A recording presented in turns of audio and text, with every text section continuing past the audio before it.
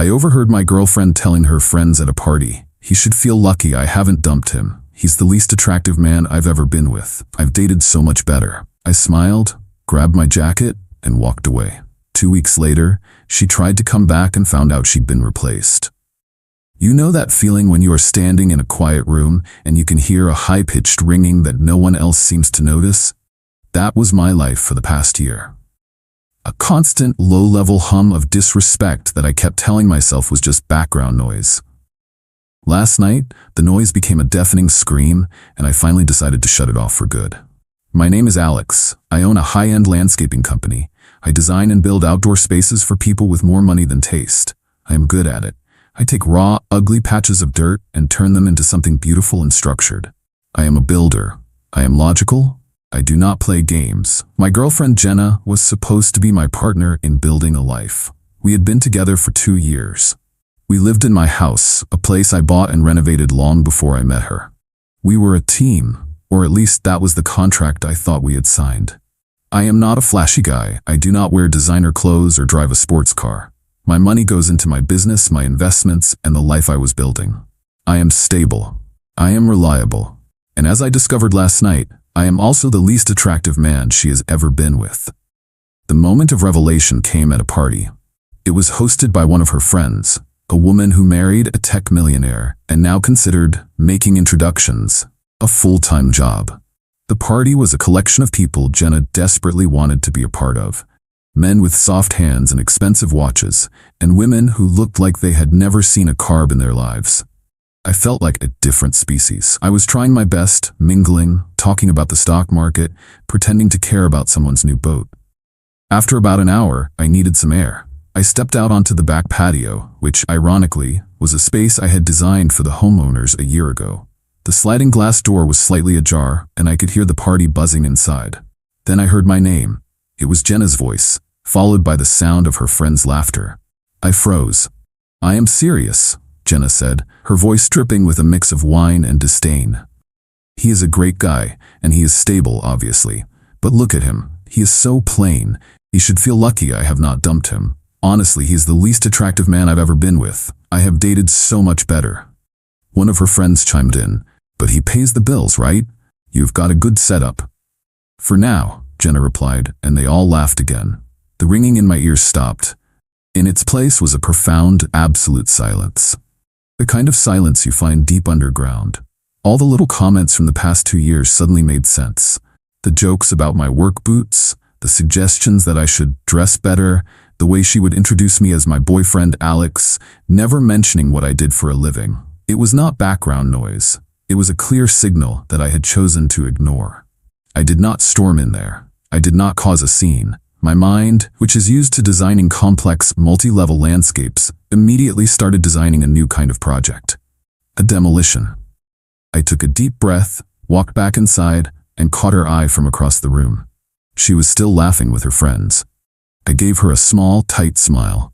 I grabbed my jacket from the back of a chair, gave her a little 2-finger wave, and walked out the front door. My phone buzzed before I even reached my truck. It was a text from her. "Where are you going? Do not just leave me here." I did not reply. I drove home, and the entire way, my plan began to form, layer by layer, like the strata of a rock formation. She thought I was plain. She thought I was just a stable setup. I was about to show her just how unstable her world was about to become. She thought she had dated better. I was about to introduce her to her replacement. Update 1. It has been 1 week since I walked out of that party. A week of silence on my end, and a week of escalating panic on hers. Thank you for the comments and support. It seems a lot of you understand that revenge is a dish best served cold, and right now, my freezer is fully stocked. When I got home that night, I did not waste a single second. My mind was clear, my purpose absolute. I went through the house with the efficiency of a demolition crew. Every item that belonged to her, clothes, shoes, makeup, the photos of us she had framed, I packed into boxes. I stacked them neatly in the garage. Next, I changed the locks on every door. Then, I dealt with the finances. We had a joint account for household bills, which I primarily funded. I logged in, calculated her exact contributions over the past 6 months, a laughably small amount, and transferred that sum to her personal account. Then I closed the joint account permanently. The supplementary credit card I had given her for emergencies was canceled a few minutes later. By 4 in the morning, every trace of her existence in my house was gone, except for the boxes in the garage. I had surgically removed her from my life. The next morning, the real work began. This was not just about kicking her out, it was about destroying the entire premise of her argument. It was about showing her, and her entire shallow circle of friends, what real value looks like. There is a woman in my city named Isabella. She is a local celebrity of sorts, a lifestyle influencer with a huge social media following. She is beautiful, successful, and runs her brand with a sharp business mind. Jenna was obsessed with her. She copied her style, went to the restaurants Isabella recommended, and talked about her constantly. To Jenna, Isabella represented everything she wanted to be: admired, desired, and effortlessly cool. Here's the thing. I knew Isabella. My company had the commercial contract for the luxury apartment building she lived in. We had designed and maintained the building's rooftop garden and common areas. I had met with her personally a few times to discuss the project. We had a good professional relationship. She respected my work, and I respected her business sense. I called her that morning. I told her I had a strange business proposal. I explained that I was ending a bad relationship and that I needed her help with a unique project. I offered to completely redesign and renovate her private 2,000 square foot rooftop terrace, a project that would easily cost over $50,000, completely for free. I would use the best materials, the most exotic plants, everything. It would be a showpiece. In return, I needed one thing from her. For 1 week, she had to pretend to be my new girlfriend on social media. She was silent for a moment, and I thought I had gone too far. Then she laughed. "Let me get this straight," she said. "You want to pay me in a $50,000 terrace to help you get revenge on your ex-girlfriend? Alex, that is the most creative business proposal I have ever heard. I am in."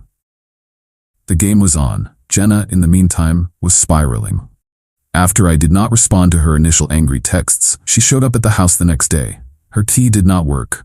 She banged on the door for 10 minutes before giving up. Then came the emails, the voicemails, the messages through friends. They were all the same. A mix of rage and confusion. She had no idea what was happening. She had been kicked out of her good setup, and she could not understand why. After a week of this, Isabella made her first move. She posted a picture on her Instagram story.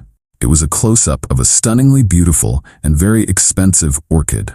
The caption was simple: "He has good taste." Jenna must have seen it.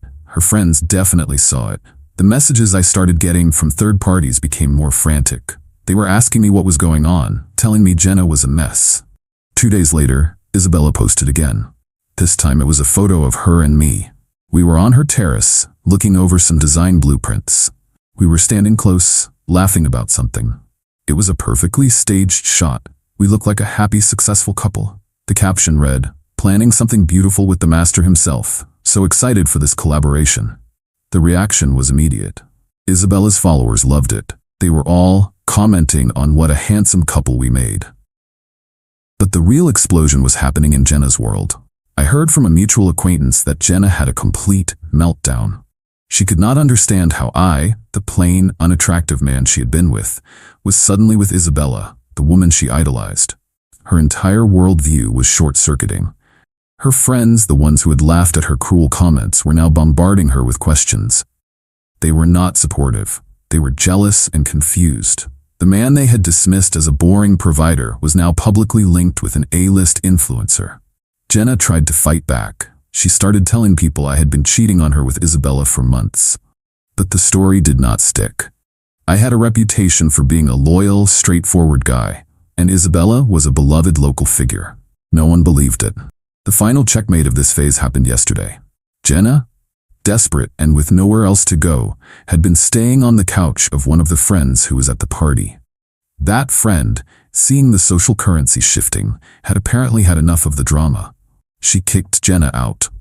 Jenna is now truly homeless. She has no money, no place to live, and her friends have abandoned her. She thought my stability was my weakness. She is about to learn that it is the source of my power. She thought I was the least attractive man she had ever been with. She is about to find out what it feels like to be the least desirable woman in the room. Update 2. It has been 2 weeks since I walked away from the party and my old life. The demolition phase is complete.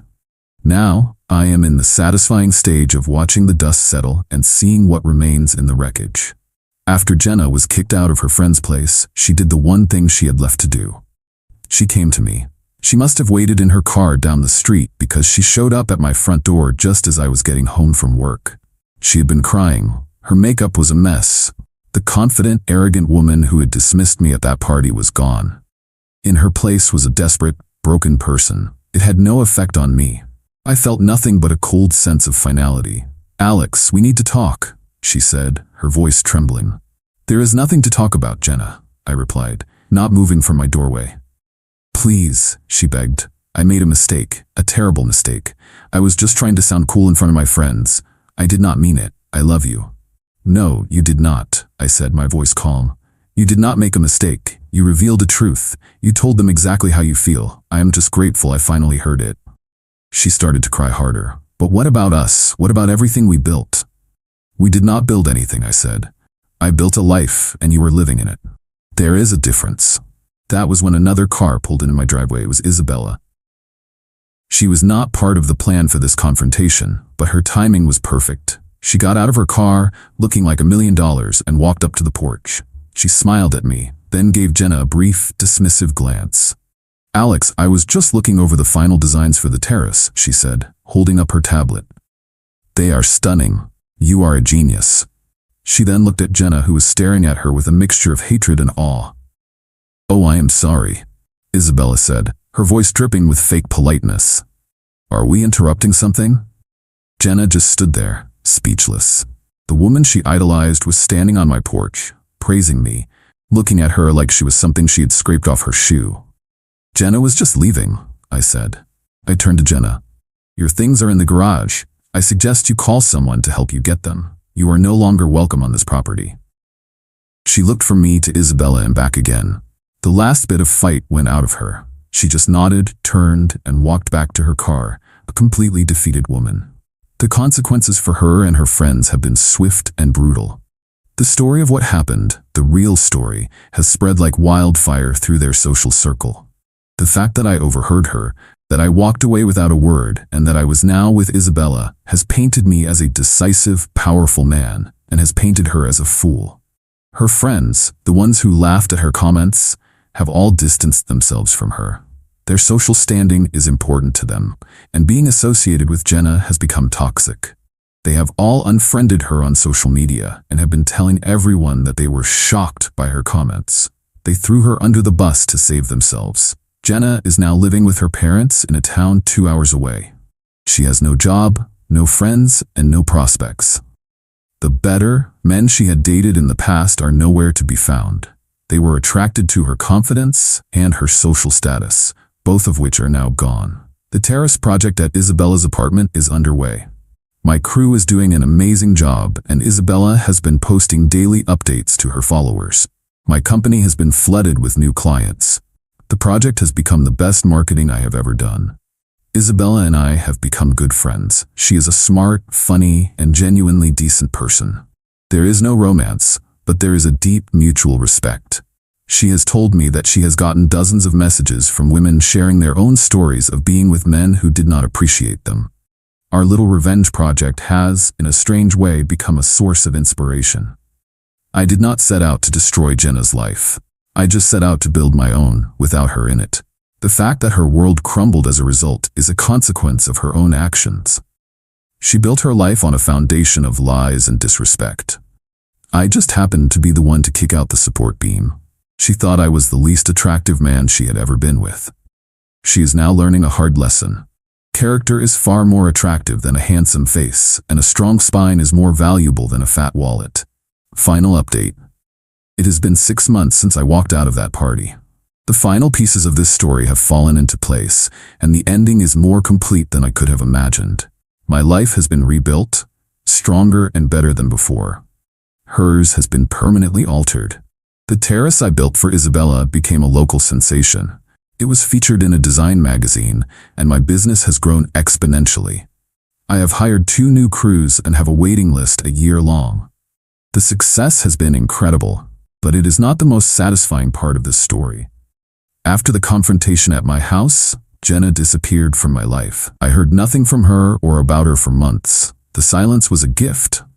I started dating again, cautiously at first.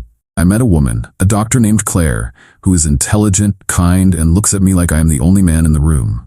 She knows the whole story about Jenna, and she thinks it is the most decisive and respectable thing she has ever heard. We are building something real, something based on mutual respect. The final chapter on Jenna came from an unexpected source, her mother. She called me about a month ago. She was not calling to yell or to make excuses for her daughter. She was calling to apologize.